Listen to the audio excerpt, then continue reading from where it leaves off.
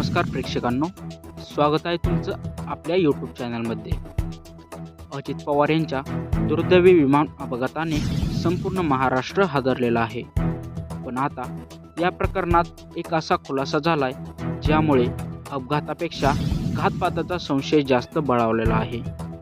कारण ज्या ब्लॅक बॉक्सकडून अपघाताचं खरं कारण समजणार होतं, तोच ब्लॅक बॉक्स आता संशयाच्या भोवऱ्यात अडकलेला आहे. नेमकं काय कारण घडले पाहूया या विशेष रिपोर्टमध्ये. मित्रांनो, कोणत्याही विमान अपघाताचा सर्वात महत्त्वाचा पुरावा असतो तो म्हणजे ब्लॅक बॉक्स. पण धक्कादायक बातमी अशी आहे की या अपघातातील विमानाचा कॉकपिट व्हॉइस रेकॉर्डर म्हणजेच CVR आगीमुळे आणि प्रचंड उष्णतेमुळे खराब झाला आहे.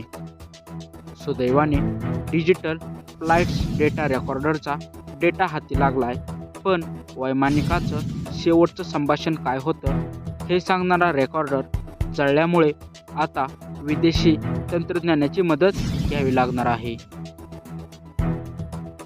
आता खरा प्रश्न इथेच निर्माण होतोय. ब्लॅक बॉक्स हा टायटॅनियम किंवा स्टेनलेस स्टीलपासून बनलेला असतो. तो 1100 डिग्री सेल्सिअसपेक्षा जास्त तापमान सहन करू शकतो. मग तो एवढा कसा जळला? अमोल मिटकरी, जयंत पाटील आणि अजितदादांचे सुपुत्र जय पवार यांनी थेट सवाल उपस्थित केला आहे.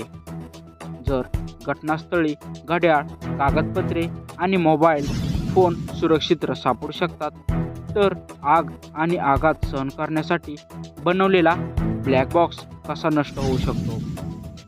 विमानाचा मागचा भाग बऱ्यापैकी सुरक्षित असताना तिथेच असलेला ब्लॅक बॉक्स डॅमेज कसा झाला?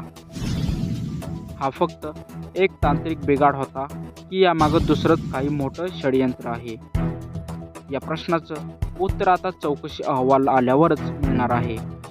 पण तोपर्यंत राजकीय वर्तुळात आणि जनतेच्या मनात संशयाचं वातावरण कायम राहणार आहे. प्रेक्षकांनो, तुम्हाला काय वाटतंय? हा खरोखर अपघात होता की यात काही काळबेरा आहे? तुमचं मत आम्हाला कमेंट बॉक्समध्ये नक्की सांगा आणि अशाच